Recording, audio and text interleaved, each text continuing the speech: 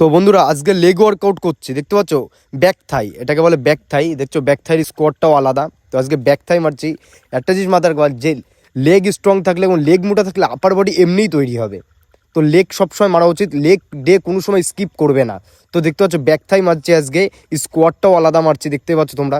আর আমি যেই ওয়ার্কআউটগুলো করছি ব্যাক থাইয়ের, তোমরা আশা করি, আমি সবাই জানি যে সবাই ফ্রন্ট থাই মারে, তো আমি বলছি ব্যাক থাইও মেরে দেখো। ব্যাক থাই মারলে মুটো হবে এবং বেশি পাটা আর হলো পায়ের কাটিংটাও দেখতে ভালো লাগবে, এটা মাথায় রাখতে হবে। আর যেই আমি লেগ ওয়ার্কআউটগুলো করছি, এগুলো লেগ ওয়ার্কআউটের দিন এগুলো অ্যাড করবে, দেখবা লেগ খুব তাড়াতাড়ি গ্রো করবে।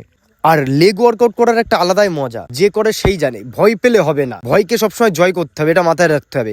আর লেগ মারো, আমার কথা শুনে তোমরা লেগটা মারো। বলছে খুঁটি মোটা হলে ছাদ এমনিই ঠিক থাকবে, তো এটা মাথায় রাখতে হবে যে লেগটা আমি যদি মারি এবং লেগ ডে যদি স্কিপ না করি, তাহলে আপার বডি এমনিই তৈরি হবে লেগ তৈরি হতে হতে। এবং সবাই জানো যে লেগ খুব লেটে তৈরি হয়, তো লেগ যদি লেটে তৈরি হয় তাহলে আপার বডি তো এমনি তৈরি হয়ে যায়। তাহলে লেগটা মারো, আর লেগটা খুবই ইম্পর্টেন্ট, জানো তো। পা মোটা থাকলে জামা প্যান্ট পরতেও খুব ভালো লাগবে, বা হাফ প্যান্ট পরে ঘুরতেও দেখতে সুন্দর ভালো লাগবে।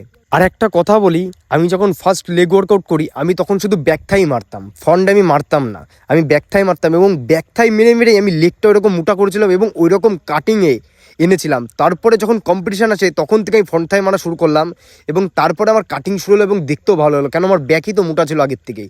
তো ফ্রন্ট তো এমনি দেখতে ভালো লাগবে। তো সবাইকে বলি লেগটা কোনোদিন স্কিপ করবে না। ভিডিওটা পুরো দেখার জন্য সবাইকে ধন্যবাদ।